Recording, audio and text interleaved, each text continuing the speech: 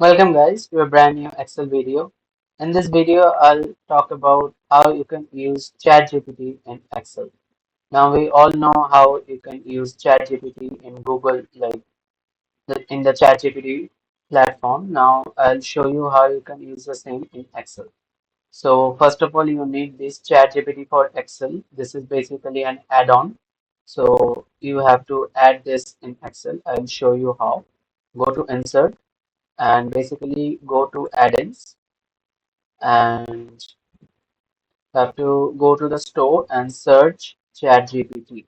ChatGPT search. You have to basically add this one, ChatGPT for Excel. I already added this. You just need to click on add and it will automatically show up. Now, what's the use of ChatGPT? Now, there are various AI dot formulas. I'll teach you very basic two formulas here. And in the coming videos, I'll teach you further, right?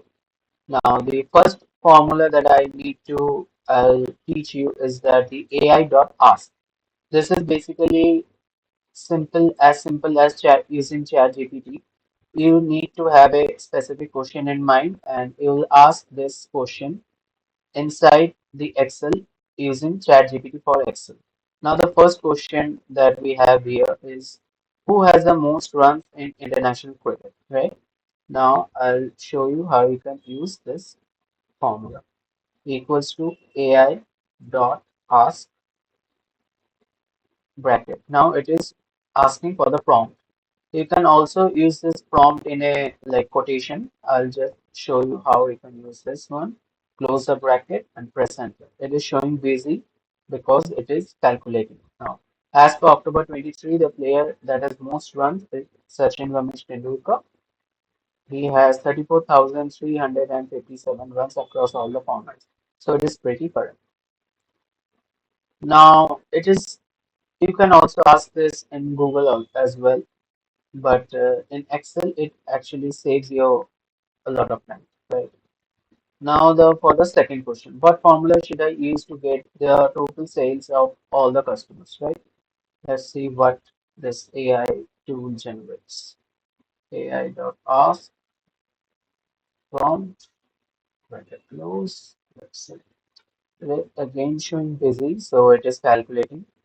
To calculate total sales, you need the formula total sales sum of all the sales from all the customer in a spreadsheet application like Excel or Google Sheets. You have a customer column, let's say column B, contains all the cells and it is using the sum function. See, basically it also giving you the formula as well, like sum B is to B.